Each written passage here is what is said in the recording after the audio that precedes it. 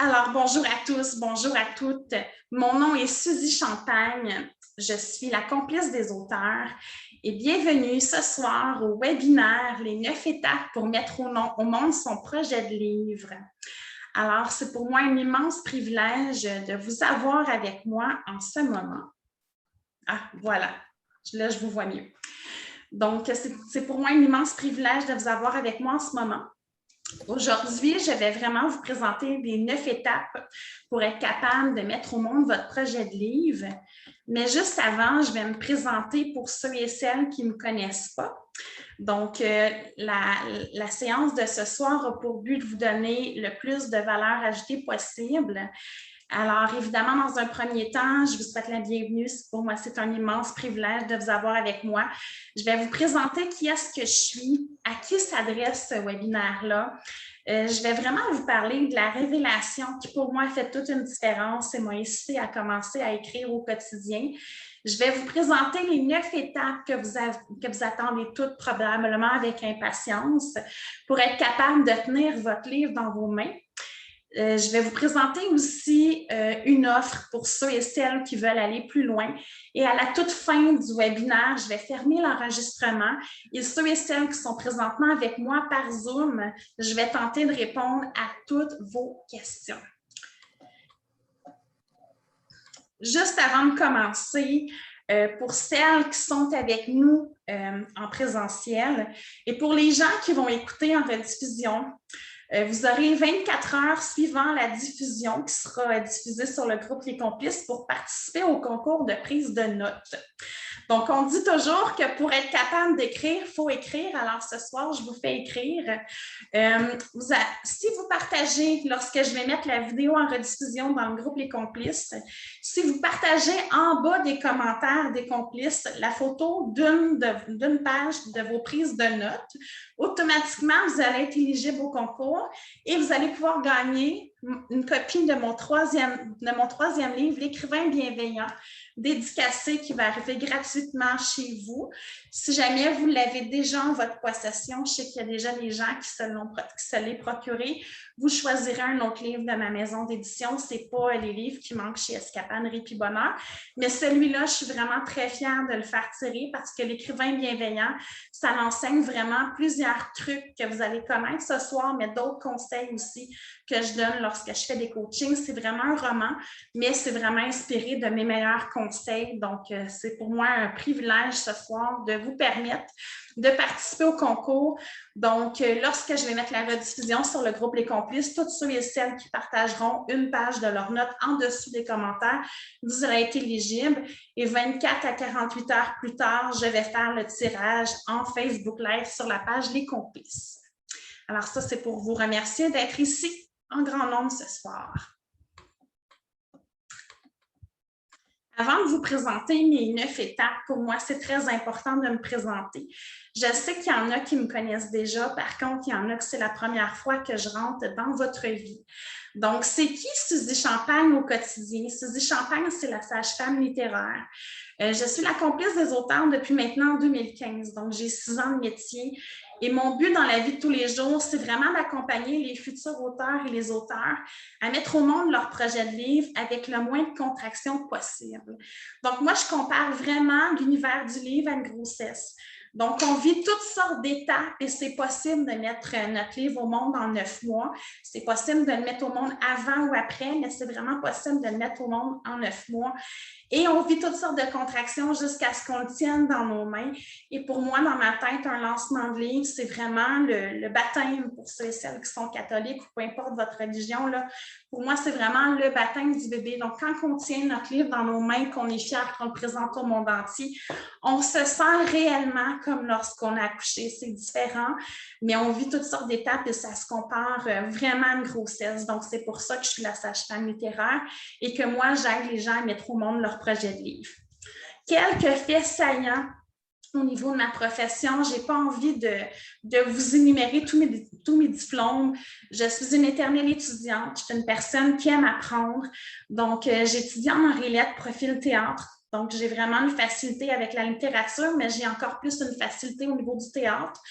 J'ai étudié en communication numérique, en coordination d'événements, en marketing, en communication, en ressources humaines. Donc, j'ai vraiment beaucoup de chapeaux. Je fais partie de la cohorte de l'Académie Zéro Limite 2012. Donc, ça fait 9 ans maintenant que j'ai fait mes balbutiements sur le web. Je suis éditrice aussi d'une maison d'édition qui s'appelle Escapade Répi Bonheur. Et juste avant la pandémie, je venais d'être acceptée au Salon du Livre de Paris comme auteure et j'animais une émission à TVBM qui s'appelle Qu'est-ce qu'on lit?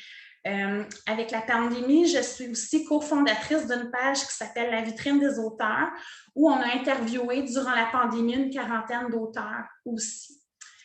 Donc, j'ai beaucoup de cordes à mon arc, mais voici les faits saillants. Je suis moi-même auteure.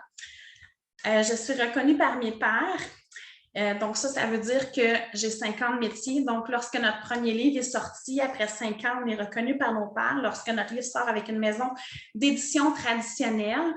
Donc, j'ai sorti 4 livres, Chocolater votre vie de bonheur avec une maison d'édition normale, donc Québec Livre. Lorsque j'ai sorti mon 2e livre, Escapade Répi Bonheur, j'ai ressenti l'élan d'ouvrir ma maison d'édition. Et à ce jour, je suis auteure de 4 romans, donc je vous ai présenté brièvement L'écrivain bienveillant. Et puis, mon dernier, c'est une collection complète, Le prochain chapitre de votre vie, qui est ici. C'est une collection complète, donc avec le roman, j'ai un jeu de cartes et des méditations pour intégrer justement l'écriture inspirée dans la vie des gens en général. Juste avant de passer à la PowerPoint suivante, je vais vous partager une tranche de vie. Lorsque j'ai ressenti l'élan d'ouvrir ma maison d'édition à compte d'auteur, lorsque mon 2e livre est sorti, j'ai reçu une proposition d'une grande maison d'édition. J'ai ressenti dans mon cœur que je devais refuser cette proposition-là et ouvrir ma maison d'édition. Donc, par politesse, j'ai contacté la directrice littéraire qui venait de m'envoyer un super beau contrat. Je lui ai dit que j'étais très reconnaissante de ce qu'elle venait de faire parce que je sais que ce n'est pas évident de recevoir une lettre de proposition, même quand c'est notre 2e livre.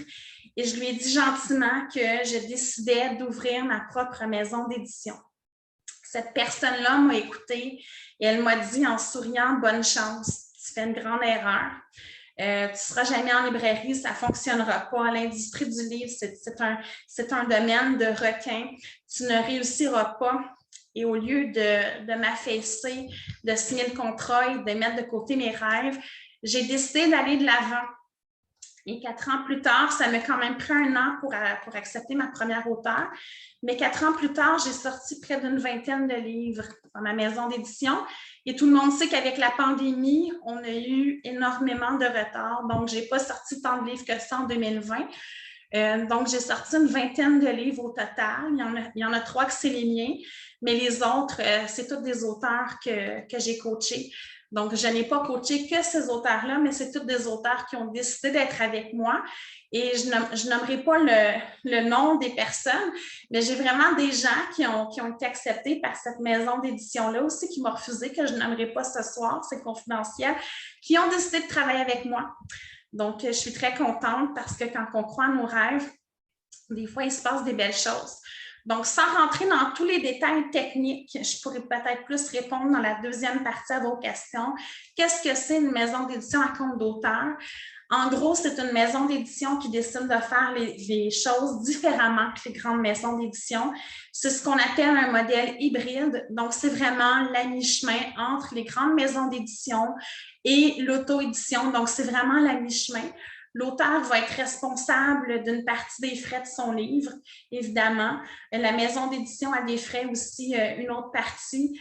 Les commissions en librairie sont différentes. On est en librairie, mais avec un peu moins, évidemment, d'impact que les grandes maisons d'édition. Donc, c'est vraiment la mi-chemin entre les deux. Quelqu'un qui aime la liberté de l'auto-édition, mais qui ne veut pas se casser la tête avec toutes les étapes, c'est vraiment une bonne avenue à faire. Je ne suis pas que la seule maison d'édition à compte d'auteur au Québec. Évidemment, moi, je me spécialise vraiment dans les livres axés sur le développement personnel, les romans qui font du bien, les autobiographies. Donc, malheureusement, je ne peux pas accepter tous les auteurs que je coach au quotidien. Par contre, lorsque ça fit Des fois, je suis un plan B qui est très intéressant lorsque la personne a reçu une lettre de refus d'une grande maison d'édition. Ou des fois, je mets un plan A. Il y a des auteurs qui décident de se lancer dans l'aventure de la maison d'édition à compte d'auteur avant même d'envoyer des lettres à des maisons d'édition. Alors, comme je vous dis, j'ai certains auteurs qui sont avec ma maison d'édition, j'en ai d'autres qui sont avec des grandes maisons d'édition et j'en ai qui sont en auto-édition, donc tous les trajets sont parfaits. Au cours de ma carrière, j'ai eu l'immense privilège de coacher plus de 100 auteurs. Il y en a qui sont en auto-édition, il y en a qui sont avec ma maison d'édition, il y en a qui sont avec des grandes maisons d'édition. J'ai eu l'immense privilège aussi de coacher des gens qui ont eu énormément de succès. Donc, il y a vraiment des gens qui, surtout dans le développement personnel, qui leur livre va être un univers complet. Ce n'est pas nécessaire pour tout le monde, mais il y en a des gens qui vont travailler comme ça. Donc, leur livre va vraiment devenir une carte d'affaires de luxe qui vont leur permettre de déployer leurs ailes sur le net à titre de coach, conférencier. Donc, ça va leur apporter beaucoup de notoriété, sortir un livre. Et c'est le cas de Cynthia Blanchette qui est avec ma maison d'édition, qui est maintenant un entrepreneur à succès, qui a développé tout un univers avec le programme Lasso en sortant son livre avec ma maison d'édition Ta vie, mon festival. Une personne très extrovertie avec le cœur sur la main qui a beaucoup de succès. C'est le cas aussi de Mariana Gello-Baldé que j'ai coachée, qui est conteuse professionnelle, qui maintenant a 125 000 fans sur Facebook. Et c'est le cas de Myriam Elazim aussi, que je connais depuis maintenant plusieurs années, qui a sorti son livre récemment, mais qui a plus de 100 000 fans sur YouTube. Donc, les résultats que je vous donne, ce n'est pas que moi qui ai travaillé pour ça. Ces femmes-là sont exceptionnelles. Ils ont mis beaucoup d'efforts, ils ont eu beaucoup de succès aussi parce qu'ils étaient dans une niche, parce qu'ils ont fait les choses de la bonne façon. Mais c'est pour vous dire que c'est possible. C'est pas parce qu'on sort le livre en tant que tel, c'est pas ça qui va nous faire de l'argent. Par contre, le livre nous amène de la notoriété pour développer des programmes en ligne, des conférences, du coaching, de se positionner à titre d'expert et c'est possible de gagner notre vie en déployant notre stratégie de contenu à partir de notre livre pour déployer d'autres choses. Donc, c'est pour ça que ce soir, je voulais vous les présenter brièvement. Ce webinaire est vraiment pour toi si tu te retrouves dans une de ces 3 catégories.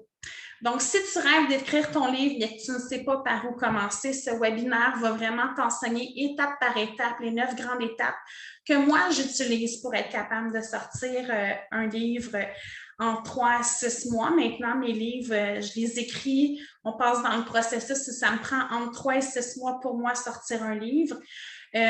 C'est pour toi aussi si ton manuscrit traîne dans tes tiroirs depuis plusieurs années. Donc, tu rêves d'écrire un livre, tu as déjà écrit, il est peut-être terminé, il n'est peut-être pas terminé, il traîne dans tes tiroirs, puis là, ben, tu ne sais pas où est-ce que tu t'alignes avec ça. Et c'est aussi pour toi si tu te recherches un plan B. Ça se peut que tu aies déjà un manuscrit, ça se peut que tu attendes des lettres, que tu aies reçu des lettres de refus de maison d'édition, que tu ne sais pas trop comment tu t'alignes, mais que tu veux vraiment tenir ton livre dans tes mains. Ça se peut que ça fasse des mois que tu attends une lettre d'une maison d'édition, que ça n'arrive pas, tu es prête à passer à l'étape suivante, donc ça peut être pour toi aussi. Je ne l'ai pas mis non plus sur la PowerPoint, mais il y a des gens qui ont déjà écrit un livre, qui veulent amener leur prochain livre à un autre niveau. Donc, ça peut être pour toi aussi ce webinaire-là, pour te donner un petit boost durant l'été pour être capable d'avancer ton projet d'écriture.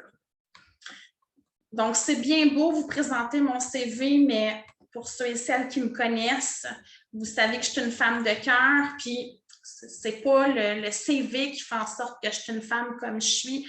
Donc, je veux vraiment vous expliquer brièvement mon moment de révélation à moi. Où est-ce que moi, ça a fessé dans ma vie, comme on dit en bon québécois, puis où est-ce que moi, ça a fait une grande différence. Cette histoire-là que je vous présente aujourd'hui, elle remonte à 2007. Donc, j'étais étudiante en théâtre. J'avais terminé mes études et en même temps, je suis tombée enceinte durant ma dernière année d'étudiante. Donc, au lieu de déployer mes ailes et de devenir comédienne comme je voulais au départ, d'écrire mes livres, j'ai décidé de garder ma job à temps partiel qui est devenue une job à temps plein dans un domaine que je n'aimais pas. Donc, j'étais agente de sécurité à la Place des Arts. Donc, effectivement, j'étais dans les coulisses au lieu d'être sur une scène et j'étais même jusqu'à un certain point jalouse des gens qui étaient sur scène parce que moi, je ne réalisais pas mes rêves. Donc, j'ai fait ce métier-là de 2002 à 2007. Et j'ai vraiment fait 3 ans à la fin de mes études, ce métier-là, parce que j'avais peur de déployer mes ailes comme artiste, parce qu'évidemment, j'avais la fameuse croyance limitante que peut-être certaines ont ce soir, qu'un artiste, ça mange du macaroni au fromage. Et demander à ma mère, c'est une blague que je fais en passant, mais demander à ma mère, Dieu sait que moi, je n'aime pas le macaroni au fromage, c'est vraiment le mets que je déteste le plus au monde. Donc, on se retrouve en 2007. Ça ne va pas bien dans ma vie de couple, ça ne va pas bien dans mon métier, je tourne en rond. J'ai un petit garçon de 3 ans et Dieu sait que je n'aime pas ma vie. Et un soir, il fait moins 40 environ à l'extérieur, c'est l'hiver, on est en mois de février. Je suis agent de sécurité et mon travail, c'est de sortir des itinérants à l'extérieur.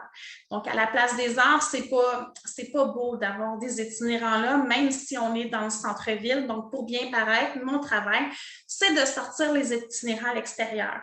Donc, on a ce qu'on appelle une rue souterraine avec un gros conteneur de poubelles et les gens, pour venir voir le spectacle, rentrent par cette rue souterraine-là pour rentrer. Et l'itinérant était caché dans le conteneur à poubelle. Ce soir-là, je l'ai sorti 14 fois du conteneur de poubelle. Il était très agressif, cet homme-là. Et pour ceux et celles qui me connaissent, vous le savez que je suis une personne qui est relativement douce dans la vie de tous les jours. Donc, j'étais réellement pas à ma place. Cet itinérant-là, pour vous épargner les détails, il a sorti une seringue, il l'a mis sur ma peau. Donc, j'ai été très chanceuse parce que l'aiguille n'a pas pénétré ma peau. Mais vous comprendrez que pendant 6 mois, j'ai été très stressée de cet événement-là et j'étais en arrêt maladie tout simplement. Après 6 mois de burn-out, à tourner en rond, je savais que je ne voulais pas retourner dans ce métier-là. Pour moi, c'était clair comme l'eau de roche. Donc, je suis tombée sur un médecin qui est bienveillant, qui a eu la gentillesse de me signer un papier médical, comme quoi qu'à mon âge, je devais réorienter ma carrière. Donc, j'ai eu du chômage pendant quelques mois et à un moment donné, j'ai décidé que c'était assez, j'ai vraiment donné ma démission. L'homme que vous voyez sur la PowerPoint, il s'appelle Pierre Macombé Bamboté. Durant les 5 ans que je travaillais, cet homme-là, à tous les matins, me disait bonjour avec un grand sourire. On parlait de la pluie et du beau temps. Il s'assoyait au Café Vanout, qui est à l'intérieur de la Place des Arts, et il écrivait pendant des heures. Et moi, je n'ai jamais pris le temps de lui poser des questions autres que bonjour, ça va bien, parler de la pluie et du beau temps, parce que mon métier, c'était de sortir les itinérants et de répondre aux questions puis de faire des patrouilles dans les salles de spectacle que je n'aimais pas. Donc, la journée que j'ai donné ma démission, cet homme-là était assis au Café Vanout. Je ne sais pas pourquoi, j'ai ressenti un élan dans mon cœur. Je suis allée le voir et là, je lui ai dit, monsieur, ça fait 6 mois que vous ne m'avez pas vu parce que je suis en burn-out, mais je vous avise que vous n'allez plus me voir. J'ai donné ma démission. Et là, il m'a juste écouté. Je ne sais pas pourquoi, je lui ai raconté que je me séparais, que je n'étais pas bien où est-ce que j'étais, que je retournais vivre chez ma mère avec mes 4 sacs de poubelle et mon petit garçon parce que ça ne marchait plus bien dans ma vie de couple. Et là, ce monsieur-là, après plusieurs minutes, a juste m'écouté. Il me regarde, il dit « Suzy, c'est bien beau tout ça, mais qu'est-ce que tu vas faire de ta vie? » Je l'ai regardé, j'ai fondu en larmes, puis je lui ai dit « Monsieur, je ne sais pas ce qui va arriver, mais moi, je vais être un artiste. Je vais être sur scène, puis je vais écrire des livres. C'est ça que je vais faire de ma vie. » Il m'a regardé, il est parti à rire, puis il m'a dit « Il était temps que tu me dises ça. » Il a sorti de son sac un livre. Il me l'a mis dans mes mains. J'ai tourné la page, puis dans l'endos, je me suis rendu compte que c'était son visage qui était à l'endos du livre. Donc, cet homme-là est un auteur international et pendant 5 ans, je me suis privée de ses conseils. Il m'a regardé puis il m'a dit « C'est peut-être une des dernières fois qu'on se voit. Donc, je vais te donner un premier conseil d'un auteur qui va donner à un autre auteur. » Il m'a dit « Si tu veux écrire un livre, là, tu vas faire une chose. Tu vas prendre un papier, un crayon, tu vas écrire. Quand ça ne va pas bien, tu vas écrire, ça va te libérer. Quand ta tête est pleine d'idées, tu vas écrire. Tu vas mettre sur papier ta créativité. Si tu ne sais pas quoi écrire, tu vas écrire tes pages du matin en état de gratitude face à la vie. Si tu ne sais pas quoi écrire, tu vas prendre le dictionnaire, tu vas te retranscrire des mots qui te parlent, tout simplement. Donc, tu vas prendre un papier, un crayon, tu vas écrire à tous les jours. Matin, midi, soir, tu vas juste écrire. À un moment donné, tu vas peaufiner ta plume, tu vas faire de moins en moins de fautes d'orthographe. Ta créativité va être de plus en plus au rendez-vous, ça va devenir de plus en plus fluide, puis à un moment donné, quand tu vas être prête, tu vas sortir ton livre. Ce conseil-là, je l'ai reçu en 2007. Mon premier livre, je l'ai écrit en 2013, puis je l'ai tenu dans mes mains en 2014. Donc, c'est passé quand même 7 ans avant que ça se passe. Lorsque mon deuxième livre est sorti, je me suis souvenue de Pierre, je me suis souvenue de ses conseils. Et je me suis dit, mon Dieu, il faut que j'aille le voir, il faut que j'aille lui présenter mon livre, il faut que j'aille lui dire merci, c'est grâce à son conseil que je suis devenue un auteur, mais je m'en souvenais même plus parce que le tourbillon de la vie fait en sorte que je ne l'ai pas remercié quand mon premier livre est sorti. Donc, je me suis dit, Pierre doit faire comme d'habitude, même s'il est rendu âgé, il doit être assis au Café Vanout en train d'écrire encore. Donc, je me présente avec mon premier livre, avec ma deuxième copie de mon deuxième livre qui vient de sortir, et j'arrive au Café Vanout et j'attends toute la journée. Pierre n'est pas là. Je demande à une collègue de travail qui travaille encore là, est-ce que tu as vu Pierre? C'est qui ça, Pierre? Ça faisait peut-être 15 ans qu'elle travaillait là. Elle ne savait pas c'était qui, Pierre. Là, je lui ai expliqué, le monsieur noir là, qui était à Sauvaloupe tous les matins, qu'on pensait que c'était un itinérant, mais que finalement, c'est pas un itinérant, il est super fin. Elle dit, ça fait quelques mois, je ne l'ai pas vu. Donc, moi, je me suis dit, c'est un auteur. Je vais mettre son nom sur Google et je vais retrouver son éditeur. Je vais lui écrire une lettre et son éditeur va me mettre en contact avec Pierre. Je vais être capable de lui dire merci. La photo que vous voyez à droite, c'est la seule chose que j'ai trouvée de Pierre. Pierre est décédé en juillet, l'année d'avant que je sorte mon livre. Donc, je n'ai pas pu lui dire merci. Et à partir de là, je me suis dit, à toutes les fois que quelqu'un va rentrer dans ma vie, à toutes les fois que quelqu'un va m'aider, je vais lui dire merci parce que je n'ai pas pu lui dire merci. Et pour ceux et celles qui ont déjà lu mon livre « L'écrivain est bienveillant », l'histoire est romancée, mais j'ai ressenti l'énergie de Pierre et ça m'a vraiment inspiré un troisième roman. C'est vraiment un homme noir qui donne des conseils à ma belle Béthanie de mon troisième livre. Donc, pour moi, cette histoire-là est très importante. Et prends un papier, un crayon, écrit, c'est le plus beau conseil que quelqu'un m'a donné de ma vie. Donc, les 9 étapes que je vous présente dès maintenant sont importantes, mais beaucoup moins que celui-là. Si tu comprends ce soir que tu veux écrire un livre, tu prends un papier, un crayon, tu écris matin, midi, soir, déjà, moi, ma mission est accomplie. Avant de te présenter mes 9 étapes, c'est super important de comprendre. Pour moi, c'est la base de tout mon enseignement. Un livre, à la base, c'est un rendez-vous galant entre un auteur et un lecteur. C'est une table d'hôte qui est invitante. C'est un produit qui est de qualité, mais qui met en relation deux personnes, un auteur qui est passionné puis un lecteur. Donc, quand on écrit, c'est important d'avoir ça en tête. On écrit avec toutes nos tripes, on écrit avec notre cœur, on écrit avec toute notre fibre qui est à l'intérieur de nous. Mais on sait que si on est publié, il va y avoir un lecteur qui va nous lire. Donc, c'est pas juste de mettre sur papier tout ce qui nous intéresse sans tenir compte du lecteur. C'est comme un match de séduction. Donc, on le fait avec notre cœur, on le fait avec nos tripes, on le fait tout ça dans un premier temps. Mais dans la deuxième étape, on prend un pas de recul. Je vais vous en parler dans la 5e étape de toute façon, mais on prend un pas de recul et on tient compte du lecteur. Donc, ce soir, vous avez une longueur d'avance sur 80% des auteurs qui ne sont pas publiés parce que vous comprenez, avant d'envoyer votre manuscrit de maison d'édition, que vous allez être lu. Pour chaque lecteur, pour chaque auteur, il y a un lecteur, mais il faut le trouver, il faut le connaître, il faut faire des recherches, il faut se mettre dans sa peau, il faut savoir, il vibre un peu comment. Donc, les éditeurs, eux autres, c'est vraiment des personnes qui vont investir dans votre livre, mais c'est des hommes, c'est des femmes d'affaires.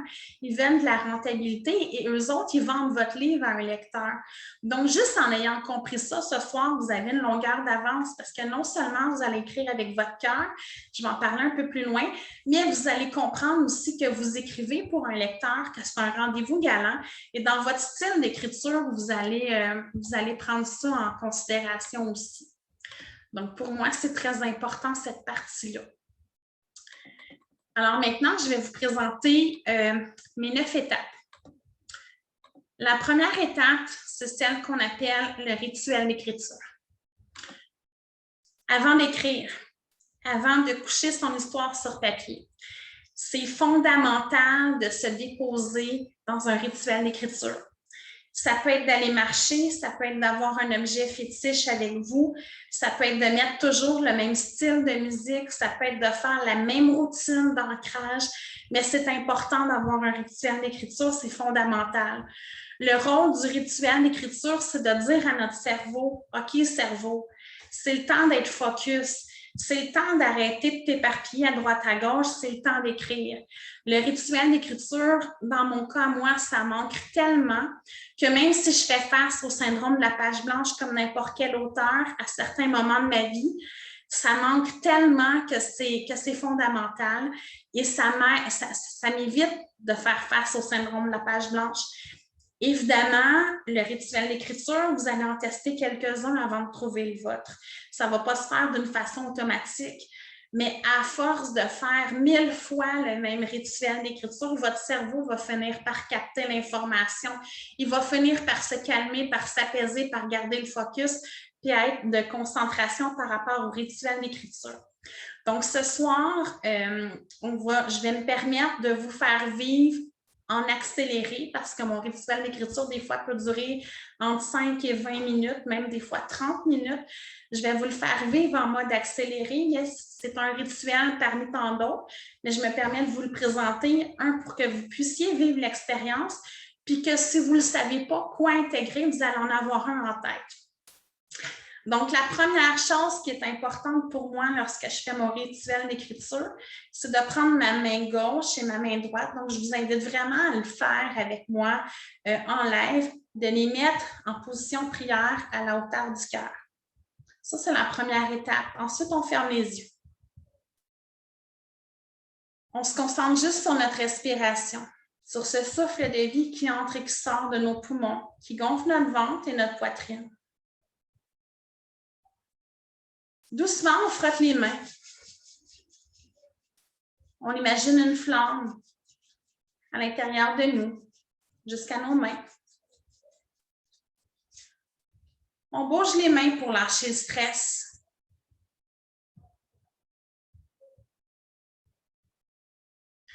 On remet nos mains en position prière à la hauteur du cœur. On inspire. On expire toute résistance. De plus en plus apaisé, on frotte à nouveau nos mains. On bouge les mains pour lâcher le stress.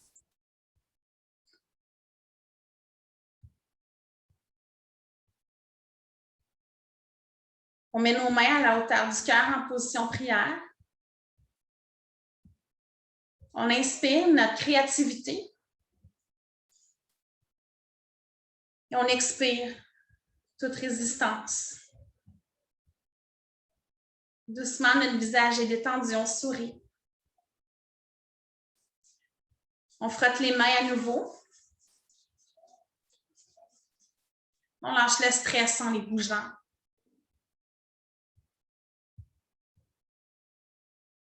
On remet nos mains à la position du cœur. On inspire. Et on expire. Ensuite, on prend les paumes de nos mains, on les met contre notre cœur, à la hauteur de notre poitrine. On demande à notre mental de rester calme, notre âme sœur de cesser de tourner. On accueille ce silence réconfortant. On porte toute notre attention au cœur. Si des pensées montent, c'est OK, on laisse aller et on accueille. On se connecte à notre cœur. On ressent les paumes de nos mains, nos 10 doigts. Et on le remercie tout simplement d'être connecté à notre cœur. Et on se prépare pour écrire ce qui monte naturellement. Les mots qui sont dans notre cœur à partir de nos paumes et de nos 10 doigts. Donc, quand moi, je fais ce rituel d'écriture-là, ça m'aide Et ensuite, on ouvre les yeux. On écrit. Évidemment, je le fais d'une façon beaucoup plus lente. Ça dure entre 5 et 20 minutes. Ça dépend de comment j'ai besoin de m'ancrer. Très souvent, j'ajoute une petite visualisation, mais ça ressemble à ça, un rituel d'écriture. Donc, ça peut être d'aller marcher, d'écouter de la musique, de faire ce rituel-là. Mais c'est vraiment la première étape, de calmer notre mental, d'être focus, de vaincre le syndrome de la page blanche. C'est efficace. Et ce qui est important, c'est de prendre un rituel qui te ressemble tout simplement, avec lequel tu vas te sentir à l'aise. Donc, celui-là, c'est mon rituel à moi. Il est un peu spirituel, mais il y en a à toutes les couleurs, mais ça, c'est le mien. Donc, ça, c'est vraiment la première étape qui est fondamentale et tout repose sur ça. La deuxième étape, c'est même pas encore d'écrire son livre. C'est vraiment ce que j'appelle le niveau d'énergie optimale. Donc, c'est super important, évidemment, lorsqu'on veut écrire un livre, bien qu'il y ait beaucoup d'artistes qui soient bohèmes, on ne se lève pas le matin puis dire un jour, l'inspiration va arriver, je vais me coucher puis je vais écrire mon livre en 24 heures et là, boum, l'idée du siècle va arriver de nulle part et là, c'est là que je vais commencer à écrire.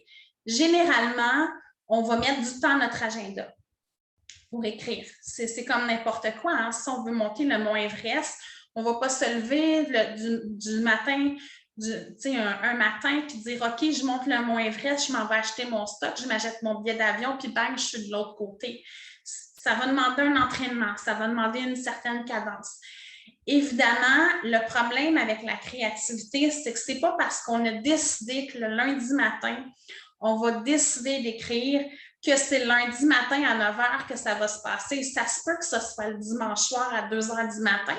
Puis ça se peut que tu sois tellement stressé d'avoir mis ta première plage horaire le lundi matin à 9 h que ça ne se passe pas parce que tu as le syndrome de la page blanche, puis tu es devant ton ordinateur, puis il ne se passe rien. Donc, c'est vraiment important d'avoir des plages horaires, mais d'être flexible puis d'être bienveillant envers soi-même. Ça se peut que ça ne fonctionne pas, puis ça se peut que le mercredi après-midi, tu n'aies pas planifié écrire, que là, l'idée du siècle arrive en un claquement de doigts et que tu dois vraiment libérer ton mercredi après-midi, canceller tous tes rendez-vous pour écrire parce que c'est là que ça se passe. Donc, ça, c'est correct. Par contre, une bonne chose pour prendre son envol, c'est vraiment dans les premières semaines, dans les premiers jours, de faire des tests et de tester c'est quoi ton niveau d'énergie optimale lorsque tu écris. Donc, de mettre en bout de ligne les bonnes plages horaires avec les bons moments où est-ce que tu as le plus d'énergie, où est-ce que tu es le plus créatif dans ta journée, dans ta semaine, des moments où tu risques d'être le moins dérangé pour justement être capable d'avancer. Donc, évidemment, ça se passe par essai-erreur. Mais c'est vraiment en testant tes niveaux d'énergie optimale que tu vas être capable, à un moment donné, de déployer tes ailes puis de t'envoler comme un magnifique papillon, puis être capable d'écrire justement ton livre, puis que chaque période d'écriture, tu aies le moins possible de syndrome de la page blanche, tu aies le plus possible de créativité. Donc, c'est vraiment par essai-erreur. Mais ce qui est important de comprendre, c'est que si tu n'as jamais essayé d'écrire à 10 h le soir ou à 5 h du matin, tu ne peux pas le savoir que c'est tes meilleures plages horaires. Donc, c'est important d'essayer. Par contre, au contraire, si tu sais que tu n'es pas un lève-tôt, ça ne sert à rien de dire « je vais dormir 7 heures par jour au lieu de dormir 8 heures par jour pour être capable d'avoir 1 heure d'écriture le matin ». Si tu n'es pas un lève-tôt, puis que tu te lèves pour écrire ton livre, puis que déjà au départ, ce n'est pas un match parfait, puis que c'est ardu, que ce n'est pas motivant, que tu es endormi, tu vas abandonner ton projet. Donc, c'est vraiment important d'y aller par essai-erreur au départ, de dire, je vais vraiment l'essayer d'écrire un jeudi soir, un mardi après-midi, un samedi matin, un dimanche après-midi. Je vais l'essayer pendant 2-3 semaines. Puis après ça, quand je vais avoir testé mes meilleurs moments, que je vais le savoir que, exemple, c'est de 2 à 4 que j'ai énormément de créativité, c'est là que je vais booker mes plages horaires pour écrire. Après ça, il n'y a pas de secret, c'est de la constance. c'est de la persévérance, c'est de la routine. Donc, une fois que tu as cerné tes moments d'écriture, mets-les à ton agenda. Et ces moments-là sont précieux. Encore plus précieux que ton rendez-vous chez le dentiste, sauf si tu as une dent de sagesse à te faire enlever. Tes moments à toi sont précieux. Donc, quelqu'un qui te demande de te rencontrer entre telle plage et telle plage, si tu as déjà mis ce moment-là à l'agenda, mis à part une urgence, moi, je t'invite à honorer le rendez-vous que tu t'es mis avec toi-même et à dire à la personne, mais je m'excuse, on va se voir avant, après ou une autre journée, parce que ce moment-là, j'écris mon livre et c'est important. Donc, c'est important de ne pas être dérangé dans nos périodes créatives. Moi, personnellement, c'est très rare entre 1 heure et 3 heures l'après-midi que je prends des rendez-vous d'accompagnement. Lorsque j'en prends, c'est lorsque je sais que j'ai besoin d'être à ma créativité optimale parce que mon client a besoin d'une tempête d'idées collectives puis il a besoin de ma créativité. Donc, ça va jusque-là dans mon cas, les niveaux d'énergie. Je cédule mes rendez-vous clients par rapport à ces niveaux d'énergie-là et je cédule aussi dans mon agenda ma création de contenu, que ce soit des vidéos, écrire un livre, écrire un article de blog dans ces périodes de créativité-là aussi et généralement, je ne me trompe pas. Donc, ça, c'est la deuxième étape pour écrire un livre. La troisième étape, elle est fondamentale. C'est ce que j'appelle avoir un espace-lieu à ton image. Il n'y a rien de plus désagréable que d'avoir une pièce qui est encombrée lorsque nous, on a besoin de nettoyer, lorsque nous, on a besoin de blanc, de pureté, de clarté.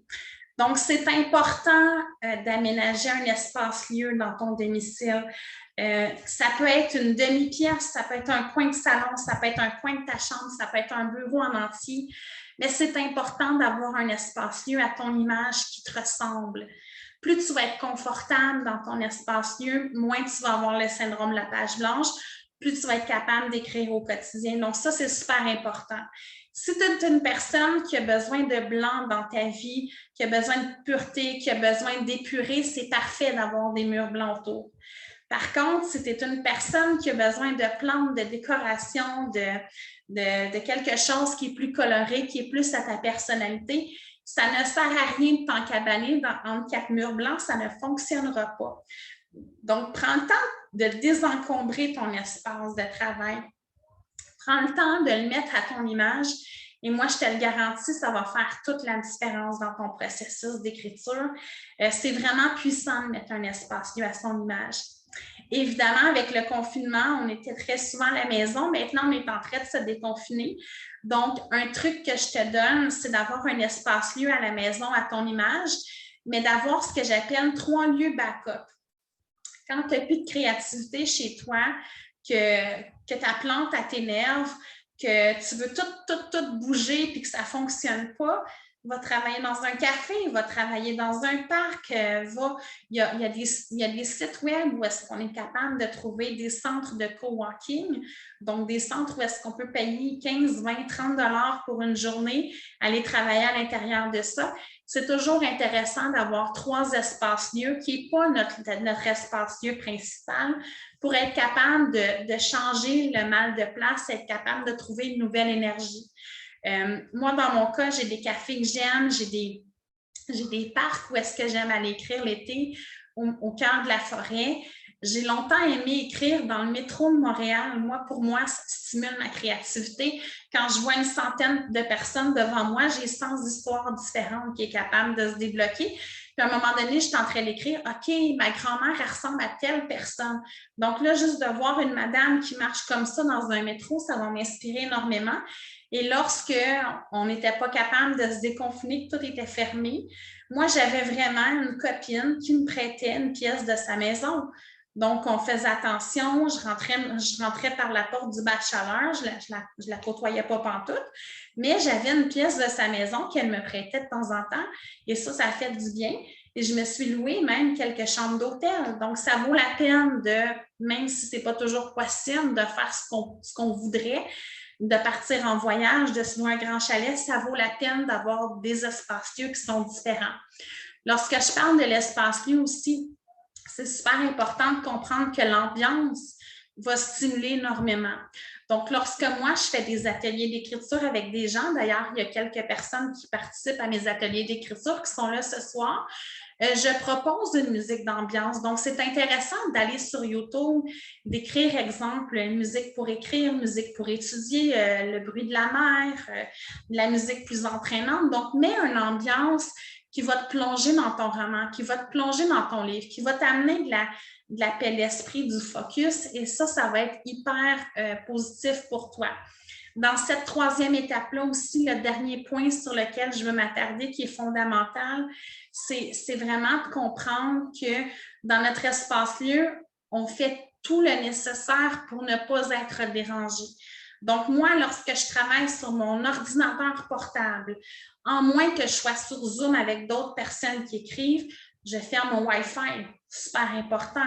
Il n'y a rien de plus désagréable qu'être en train d'écrire puis de voir tous ces messages Facebook arriver sur notre portable. Je ferme mon téléphone cellulaire. Je m'assure que la sonnerie de l'autre côté n'est pas trop dérangeante. Les enfants savent que maman est en train d'écrire. Donc, ils essaient de ne pas trop faire de bruit. Ou à tout de moins, ils savent qu'à part pour une urgence, ils n'ont pas le droit de rentrer dans mon bureau. Ils savent que je me fais un coton douillet, que je me fais une bulle. Donc, tout ce qui n'est pas nécessaire, tout ce qui peut te déranger, t'éloigne ça de toi dans ton espace-lieu de travail. Et moi, je te le garantis, c'est beaucoup plus productif de faire 30 minutes hyper focus, hyper concentré avec de la musique stimulante que d'être assis pendant 3 heures avec plein de choses qui nous dérangent. C'est beaucoup plus performant, c'est beaucoup plus productif, ces 30 minutes-là, dans un bel espace, que d'écrire pendant 3 heures sur un coin de cuisine avec la sauce à spaghetti qui est à côté, avec le bébé qui crie, avec le conjoint qui nous demande il nous reste combien dans notre compte bancaire. Ça ne sert à rien de faire des grosses séances comme ça. C'est mieux d'y aller par petites bouchées dans un espace qui nous ressemble. Et s'il te plaît, ça paraît bien basique, mais ça fait toute une différence. Aie des protéines près de toi, une petite collation, une bouteille d'eau, c'est fondamental pour être capable de t'énergiser au quotidien. Donc ça, c'est vraiment la troisième étape qui est importante. Une fois que ces 3 étapes-là sont mises sur pied, qu'on fait souvent à chaque séance d'écriture, c'est là qu'on commence à s'amuser. La 4e étape. Je vois déjà des sourires. Il y a des gens qui en ont entendu parler à maintes reprises, ceux et celles qui me connaissent déjà. Écrire avec le jet du cœur. C'est tellement important. Il y a trop de gens qui font l'erreur fondamentale de dire « OK, je veux écrire un livre. Je vais sortir mon document Word et je vais écrire ma première phrase. » Et là, ça monte tout doucement dans moi. Mais là, je vois que j'ai 3 fautes d'orthographe sur ma première phrase. Donc, il faut que je corrige mes 3 fautes d'orthographe avant d'écrire ma 2e phrase parce que ma première phrase ne sera pas parfaite. Et là, on continue. 1 paragraphe, 2 paragraphes, 3 paragraphes. Ça fait 10 minutes que j'écris. Je vais me relire. D'un coup, ce n'est pas bon ce que je suis en train d'écrire. La majorité d'entre nous, il y en a peut-être qui n'ont pas connu ça, mais la majorité d'entre nous, lorsqu'on allait à l'école, qu'est-ce qu'on faisait lorsqu'on avait une rédaction de texte à faire? On écrivait, on pensait à nos idées, on écrivait notre brouillon et ensuite, on faisait notre propre. Sauf que maintenant qu'on écrit davantage à l'ordinateur, tout va plus vite. On ne voit pas que c'est notre brouillon qu'on est en train d'écrire. On a l'impression qu'on est déjà en train d'écrire un texte final. Et pour ceux et celles qui sont comme moi perfectionnistes, c'est donc bien tentant de mettre notre ER alors qu'on a mis EZ puis qu'on a mal accordé notre verbe. C'est vraiment tentant de le faire. C'est vraiment tentant d'aller chercher notre dictionnaire puis de trouver des synonymes parce que ça fait 5 fois qu'on met le mot belle puis qu'on le sait qu'on pourrait mettre le mot magnifique puis extraordinaire, mais là, ça fait 5 fois qu'on met le mot belle, ça nous énerve donc. Écrire avec le jet du cœur, c'est d'écrire notre brouillon d'abord. C'est de se connecter à notre cœur. C'est d'écrire ce que j'appelle un jet qui est brut. D'aller chercher notre petit diamant brut qui est à l'intérieur puis d'écrire ce qui monte naturellement à partir de notre cœur. C'est super important, surtout pour ceux et celles qui ont de l'expérience, qui sont forts en français, qui ont étudié en création littéraire ou bien des anciens professeurs. C'est encore plus difficile d'écrire le jet du cœur. Ça nous demande de la déformation professionnelle. Moi, ça m'a pris des années à maîtriser ça, mais c'est super important. Le jet du cœur, c'est ce que j'appelle l'écriture inspirée, c'est ce que j'appelle l'écriture connectée, l'écriture automatique, appelez ça comme vous voulez, mais connectez-vous avec votre cœur, prenez votre petit diamant brut qui est à l'intérieur, allez-y, écrivez, puis par la suite, avec des relectures, des réécritures, vous allez peaufiner ce diamant brut-là. Il y en a qui ont besoin de points de repère, donc ce qu'on appelle un canevas. Ils vont détailler le titre de leur chapitre, à peu près qu'est-ce qui se passe dans chaque chapitre. Ensuite, ils vont écrire avec le jet du cœur, partie par partie.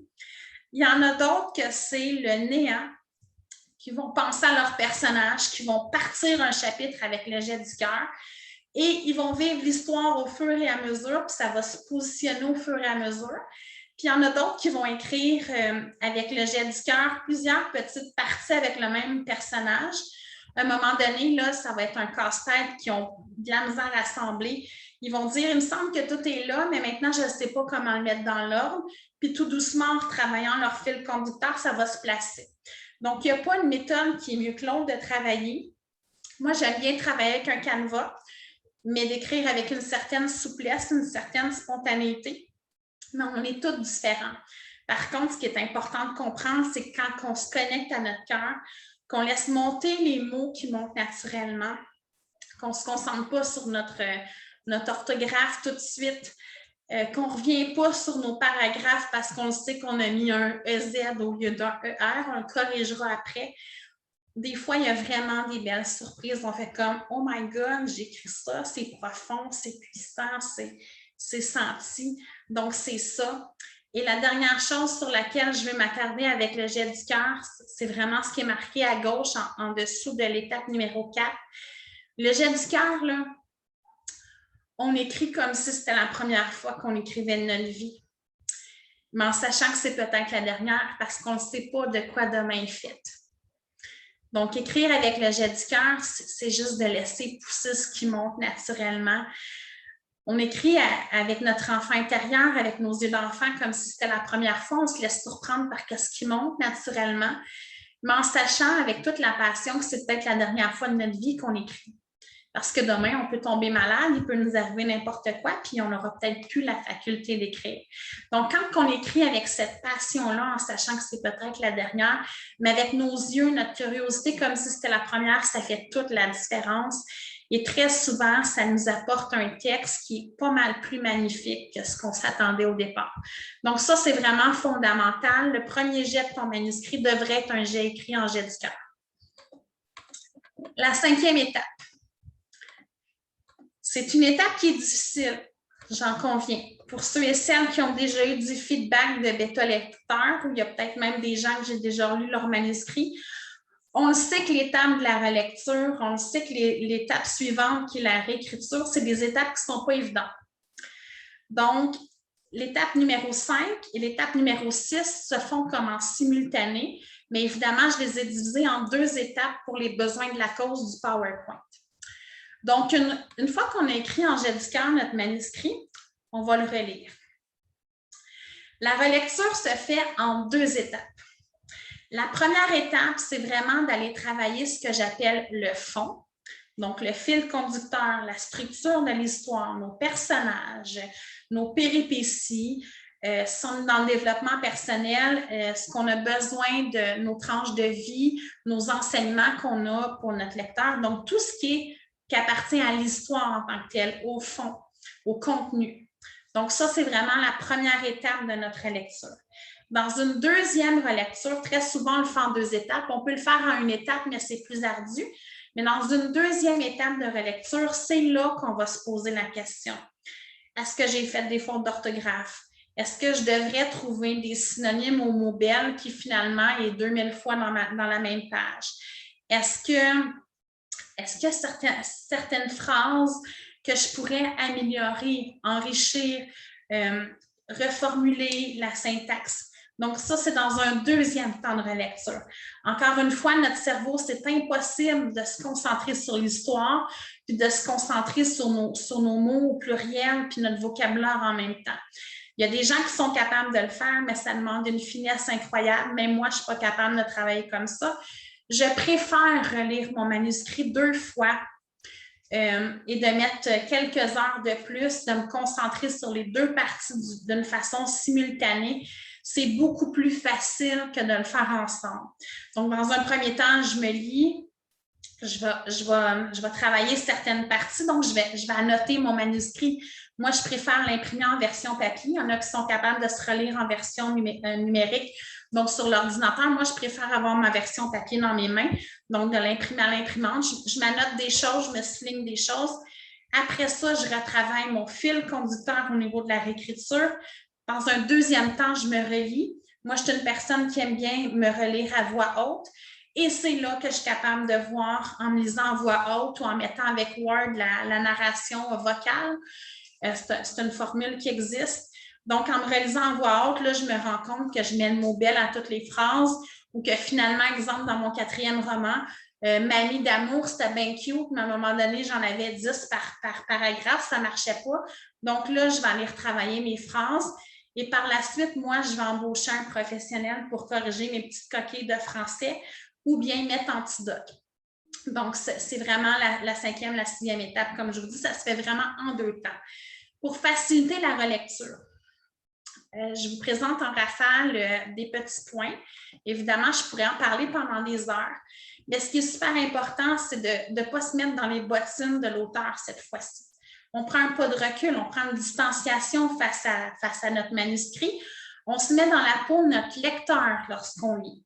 Donc, quand je disais tantôt, c'est un rendez-vous galant entre un auteur et un lecteur. Notre lecture, si on se met dans la peau de notre lecteur, puis on le sait qu'on s'adresse, exemple, à des fans de science-fiction, à des femmes qui aiment, exemple, un roman d'amour à l'eau de rose, ou à des personnes qui consomment du développement personnel, qui ont tel problème, c'est facilitant. Donc, quand on se relit, on se met dans la peau de notre lecteur autant que possible, on prend une distanciation, on accepte de s'auto-critiquer soi-même et ça fait toute la différence. Donc, c'est comme ça qu'on relit un manuscrit au niveau du fond surtout. C'est possible de trouver des bêta-lecteurs. Des bêta-lecteurs, ce n'est pas le comité de lecture d'une maison d'édition. S'il vous plaît, faites pas cette faute-là. On n'envoie pas un manuscrit tout croche à un éditeur en pensant qu'il va être notre bêta-lecteur qui va nous donner des commentaires. C'est pas comme ça que ça se passe. Ils reçoivent des centaines de manuscrits par mois. Ils n'ont pas le temps de lire tout votre manuscrit, encore moins de vous donner du feedback s'ils vous refusent. Donc, des bêta-lecteurs, c'est des gens de votre entourage qui est ni trop près ni trop proche, dans le sens que c'est sûr que ma mère, si elle lit mon manuscrit, elle va trouver que Suzy est donc bien fine, donc bien bonne, puis tout est parfait. C'est pas ça que je veux. Moi, je veux du feedback. En même temps, c'est sûr que si je prends une personne, une amie, qui à la base est un petit peu jalouse de mon succès ou qu'elle veut me protéger puis elle a peur que je me plante avec mon projet d'écriture. Des fois, ils ne me font pas méchamment, mais c'est sûr qu'elle va trouver plein de bébites à mon manuscrit juste pour m'empêcher de réussir. Donc, on essaie d'équilibrer ça lorsqu'on prend un bêta-lecteur de notre entourage.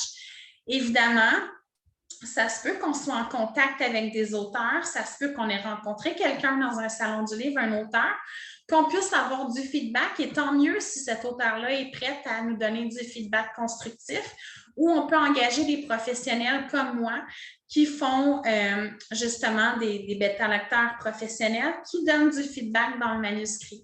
Donc, tout est bon, tout est parfait, mais ce qui est important lorsqu'on a des bêta-lecteurs, c'est d'accepter la critique constructive parce que ces gens-là sont là pour nous apporter de la critique constructive. Ça nous apporte beaucoup de clarté au niveau de notre œuvre. Seul bémol, on est toujours le capitaine de notre navire. Super important. Jamais plus que 3 bêta-lecteurs, idéalement, parce que quand on est rendu à 5, 6, 7, en ayant les commentaires de tout le monde, on finit par douter, puis c'est pas bon parce que ça nous empêche d'avancer. Donc, on est le capitaine de notre bateau. S'il y a un commentaire qu'on n'est pas sûr, la personne nous donne un commentaire, on n'est vraiment pas sûr, nous autres, on pense qu'on est dans la même voie, mais c'est nous autres qui a raison, c'est notre manuscrit, on ne veut pas le dénaturer pour plaire à nos bêta-lecteurs. Et en cas de doute, on pose la question à 2-3 autres personnes. Ce passage-là, j'ai eu tel commentaire. Moi, je pense qu'il est correct. Qu'est-ce que tu en penses? Puis, généralement, on va être capable d'améliorer notre manuscrit. Évidemment, j'en ai parlé brièvement, la critique constructive est super importante. Donc, la critique qui est destructive, les pensées négatives, tout ça, on met ça de côté. Mais tout ce qui peut être constructif, évidemment, c'est là pour nous faire cheminer, donc c'est important. La 6e étape, elle va avec la suivante. Donc, évidemment, j'ai quand même déjà répondu. La période de réécriture se fait en 2 temps. Donc, premièrement, on travaille le fond, fil conducteur du récit, les péripéties, l'histoire, le personnage, la structure du livre. Si on fait une autobiographie, on travaille comme nos tranches de vie, on s'assure que c'est les plus percutantes. On s'assure de ne pas trop en dire des choses privées, mais de garder en tête comme qu'est-ce qui est pertinent pour le lecteur. Si on est dans le développement personnel, l'ABC d'être heureux ou l'ABC de comment vivre bien notre séparation, on s'assure que c'est solide, que c'est fluide et ensuite on travaille notre vocabulaire. Ce que je peux peut-être ajouter, c'est ce que j'ai mis en gras qui est ici, qui est super important. La période de réécriture, on est capable d'embaucher un professionnel.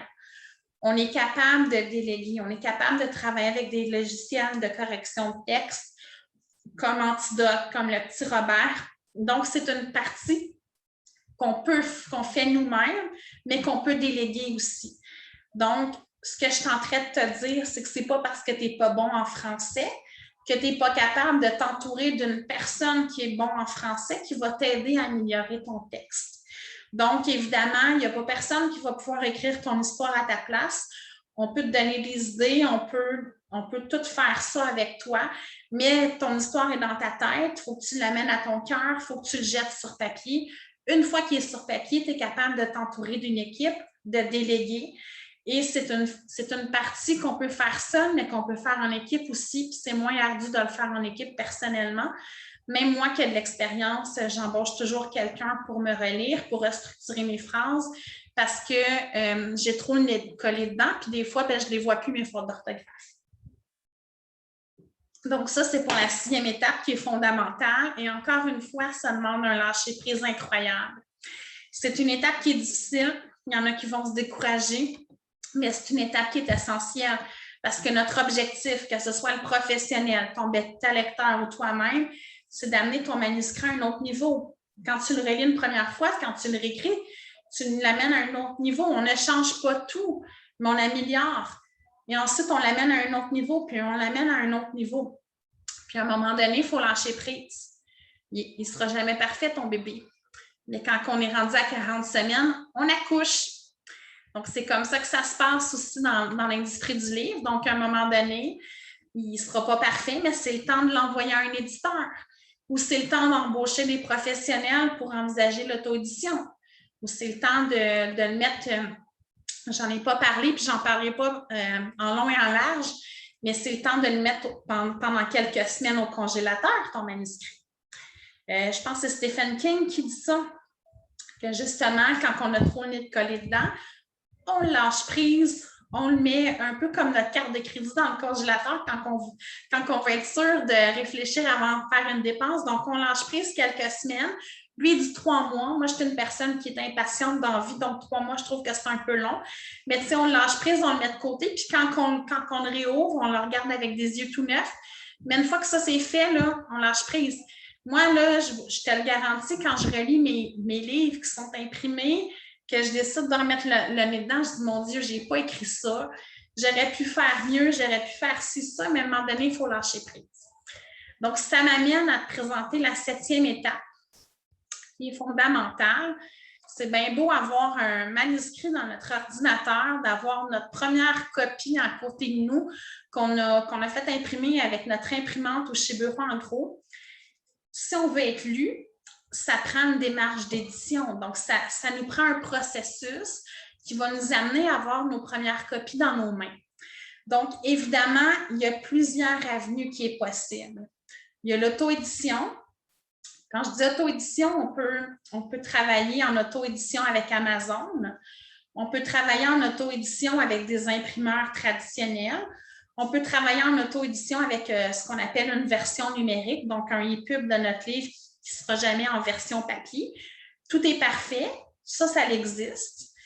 Il y a de travailler avec des professionnels sur le même toit, donc ce qu'on appelle une maison d'édition à compte d'auteur. Il y a de travailler avec des grands éditeurs traditionnels qui sont dans les salons du livre, qui sont en librairie, qui ont leur logo sur des centaines d'auteurs par année.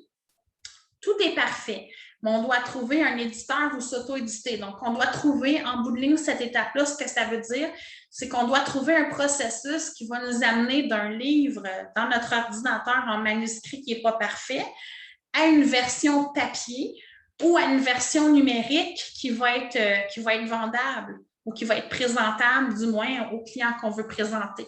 Donc, c'est vraiment ça, l'étape numéro 7, c'est de se trouver une forme d'édition.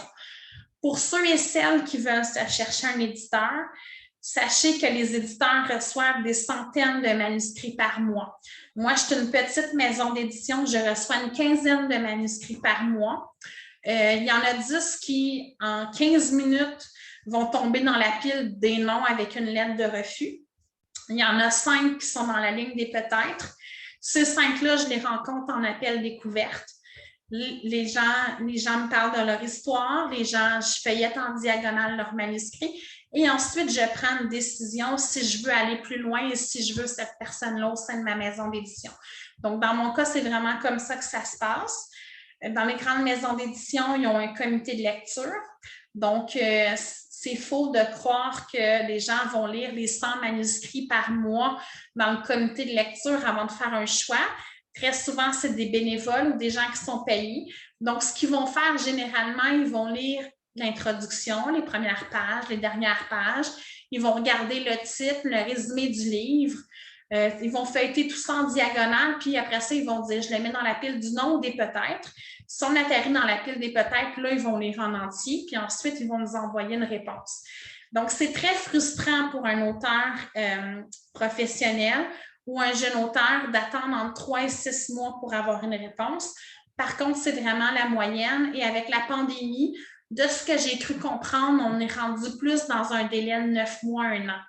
Par contre, c'est une avenue qui peut être très intéressante. C'est un clé en main. Il y a plein d'avantages de travailler avec une grande maison d'édition, mais c'est important de comprendre que le délai est long.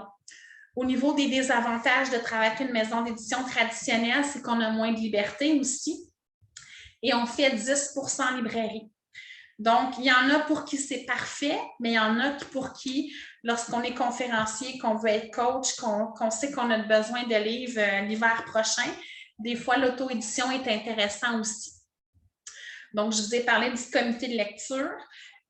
Évidemment, j'en ai parlé tantôt, c'est fondamental. Il y a vraiment 3 clés pour être capable de passer de la pile du non à la pile du peut-être. C'est vraiment l'objectif que je vous propose à l'étape numéro 7. Si vous soumettez votre manuscrit à une grande maison d'édition, la première chose, c'est de comprendre, je l'ai dit tantôt, que ce n'est pas eux autres qui vont vous donner du feedback sur votre manuscrit. Donc, soumettre un manuscrit qui est de qualité. Là, on peut avoir des fautes d'orthographe, mais le moins de fautes d'orthographe possible. Un manuscrit qui est à la hauteur de vos attentes. Évidemment, vous allez l'améliorer s'il accepte votre manuscrit et qu'il vous propose un contrat d'édition. Je n'ai jamais vu aucun manuscrit accepté par une grande maison d'édition qui n'a pas certains passages à retravailler. Par contre, plus le manuscrit est de qualité, mais meilleures sont vos chances. Mais ça ne s'arrête pas là. Il y a aussi ce qu'on appelle respecter la ligne éditoriale de l'éditeur. Donc, ça ne sert à rien de dépenser 500 $ à imprimer des centaines de feuilles, de dépenser 10-15 $ l'enveloppe pour envoyer votre manuscrit dans 75 maisons d'édition. Ça ne sert à rien de faire ça. On cible les bonnes maisons d'édition, puis on s'assure d'être dans la ligne éditoriale. La ligne éditoriale, c'est la thématique, c'est le sujet. Donc, c'est sûr que même si on s'est parlé ce soir, même si votre manuscrit est exceptionnel, je ne publie pas de poésie, je ne publie pas de fantaisie, je ne publie pas de science-fiction, je ne publie pas de livres érotiques, de romans d'amour, je ne publie pas de théâtre. Donc, les gens qui m'envoient leurs manuscrits en pensant qu'on est amis sur Facebook, que je peux peut-être les éditer. Si vous ne respectez pas ma ligne éditoriale, mais vous perdez votre temps parce que vous ne rentrez pas dans ma ligne éditoriale. Donc, c'est important de faire des recherches, aller dans les salons du livre, en librairie, à la bibliothèque, faites des recherches sur Google, essayez de voir un peu le genre de livre que les éditeurs publient et essayez de voir si en guillemets, vous fitez dans la famille. C'est ça, respecter la ligne éditoriale d'un livre, c'est de s'assurer qu'on fit dans la famille. Et la troisième chose que les éditeurs traditionnels vont regarder, moi, je le regarde aussi, donc j'imagine que toutes les maisons d'édition regardent ça, c'est de s'assurer qu'on est un auteur qui est engagé dans le succès de notre livre. Donc, on ne veut pas travailler avec un auteur qui n'est pas à ses affaires, qui ne va pas se présenter au premier rendez-vous, qui est tout croche, que quand on lui demande de nous envoyer quelque chose, il va nous l'envoyer 6 mois plus tard. On veut travailler avec quelqu'un qui est engagé dans son succès, qui est à son affaire. On n'a pas besoin d'un auteur qui a 200 000 followers sur Facebook ou sur Instagram. Tant mieux, ça l'aide, mais ce n'est pas ça qu'on veut. Mais on veut quand même un auteur qui est engagé dans son succès, qui va vendre des livres, puis qui est à son affaire. Ça, c'est super important. Donc, c'est de lui démontrer dans la lettre de présentation que vous êtes à votre affaire aussi. La 8e étape, c'est ce que j'appelle le secret du design. Donc, qu'on travaille avec un éditeur professionnel ou qu'on décide de s'auto-éditer sur Amazon, ce qui est super important de comprendre, et c'est trop souvent l'erreur qu'on voit en auto-édition, c'est vraiment de s'assurer que notre livre soit de qualité égale à ce qui se vend en librairie ou supérieure. Donc, c'est super important, sans trop m'étaler sur le sujet, parce qu'évidemment, lorsqu'on travaille avec des professionnels, ils nous expliquent tout ça. C'est important si tu as une idée de ta page couverture, ou bien si tu choisis toi-même ta page couverture, bien, une image vaut 1000 mots. Donc, qu'est-ce qu'on fait, un lecteur, avant de décider d'acheter un livre? On regarde si la page couverture nous intéresse. Donc, est-ce que la page couverture est agréable? Est-ce que le titre est intéressant? Est-ce qu'il punch? Et là, on tourne l'endos du livre. Est-ce que le texte de l'endos du livre capte l'attention? Ça, c'est super important. Et surtout en auto-édition, trop souvent, les gens font l'erreur de dire « Moi, je m'occupe de moi-même, de ma mise en page. Je vais économiser 3, 4, 5, 600 $. C'est parfait. Si tu as étudié en secrétariat, que tu connais les règles typographiques, que tu veux te lancer dans l'aventure et que tu vas avoir t'arracher les cheveux après, tu peux faire ça toi-même sur Amazon si tu veux te lancer dans l'aventure. Par contre, tu dois quand même respecter les règles typographiques si tu fais ça toi-même. Et moi, personnellement, je préfère investir 600-700 $ pour avoir quelque chose de professionnel avec un graphiste que de perdre mon temps avec moi-même graphiste. Il y a des règles typographiques, des verbes, des orphelins, des césures en fin de phrase, des arbres, des rivières, tous des termes que ma graphiste utilise, que maintenant je connais, mais que je ne connaissais pas à mon premier livre. C'est important, donc il faut vraiment faire ça d'une façon professionnelle. Un chapitre commence toujours sur une page impaire, une table des matières est toujours sur une page paire.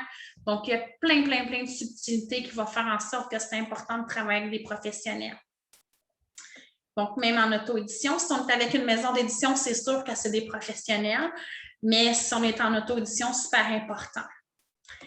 Et la 9e étape, le nerf de la guerre, présenter son livre au monde entier. Je l'ai dit tantôt, on est responsable de notre propre succès. Si tu as beau avoir 3000 copies en librairie au Canada, en Europe, en Afrique, dans toute la francophonie mondiale, d'avoir un livre qui est impeccable, si personne ne sait que tu as écrit un livre, il va rester ses tablettes de la librairie, il ne se passera rien. Dans 1 an, quand ton livre va finir, bien, ton éditeur va t'appeler, va te dire « ça n'a pas fonctionné, tu veux-tu racheter tes 3000 copies? » Tu sais? Donc, ça prend un minimum de persévérance. Il faut être prêt à présenter notre livre au monde entier. Ça veut dire d'avoir confiance en soi, d'être fier de notre livre, d'en parler sur les réseaux sociaux, d'être capable d'avoir des copies avec nous quand on va chez la coiffeuse, puis de dire qu'on vient de sortir un livre, ça te tente de l'acheter, Ou bien, gars, aujourd'hui, je te le donne en pourboire, ça te tente-tu de le mettre sur le côté, puis de peut-être en parler à tes clients? Tu sais, ça demande une certaine confiance en soi d'être capable d'en parler. Évidemment, ce n'est pas des choses qui s'apprennent à l'école, hein? Vendre.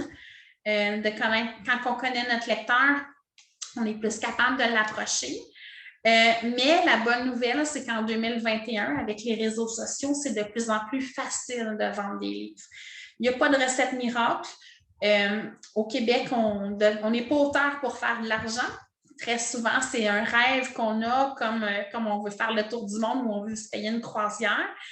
Par contre, il faut le comprendre que la majorité des auteurs, ils ont un deuxième job. Donc, ce n'est pas demain matin que tu vas vivre de ta plume à 100%. Quand on vend 500 livres au Québec, on est super content. Un best-seller, c'est 3000 livres. Donc, je ne suis pas là pour te dire que ce n'est pas possible.